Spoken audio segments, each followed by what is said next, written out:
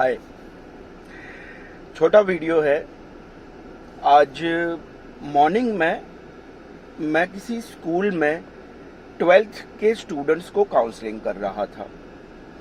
Counselling में ज़्यादातर students को जब ये पूछा गया कि 12th के बाद आपका करियर प्लान क्या है, सुनने में बड़ा आसान सवाल है और हर किसी के मन में ये आता होगा, लेकिन मेरे लिए ये बिल्कुल शॉकिंग नहीं था कि 10 में से 8 या 9 स्टूडेंट के वो बिल्कुल ये क्लियर नहीं था कि वो अपनी ज़िंदगी में, अपने करियर में, अपने प्रोफेशनल करियर में करना क्या चाहते हैं।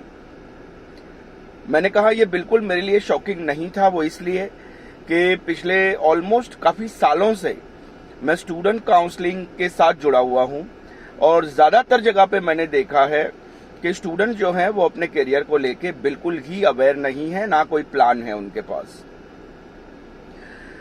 देखिए, सालों से ये चलता आ रहा है कि आपने अपने आगे जो स्टूडेंट है, सीनियर स्टूडेंट, उनको देखा, आपने अपने रिश्तेदारों को देखा, अपने आपके माँ बाप ने जो आपको सजेस्ट किया, बस इसी तरह से आपने कोई ना कोई फील्ड सिलेक्ट कर लिया, चाहे वो कॉलेज किया, कोई कोर्स हुआ, डॉक्टर इंजीनियर्स के लिए आगे बढ़े या आपने खुद का बिजनेस प्लान कर रहे हो।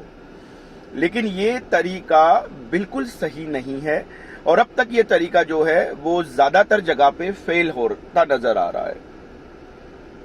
अब सबको सबसे पहले रिक्वेस्ट करूंगा कि आप जब 10th में हैं या 10th क्लियर करके 11th में जब आप जा रहे हो, तब से आपका करियर जो है उसका प्लानिंग बड़ा क्लियर होना चाहिए।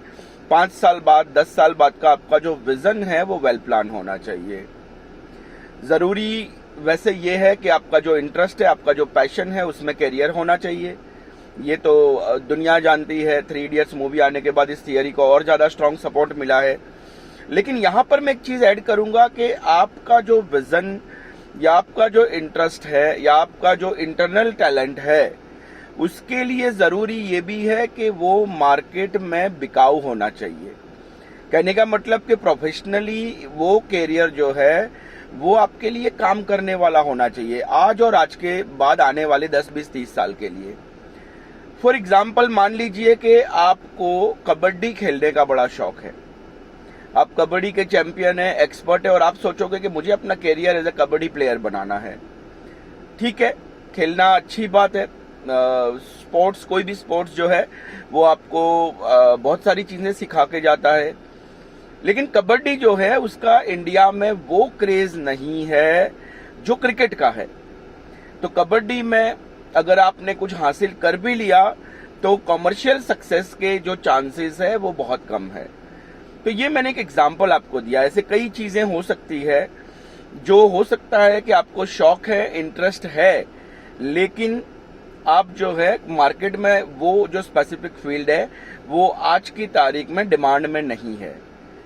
ये एक ऐसा सब्जेक्ट है जो मैं 5 मिनट के वीडियो में खत्म नहीं कर सकता।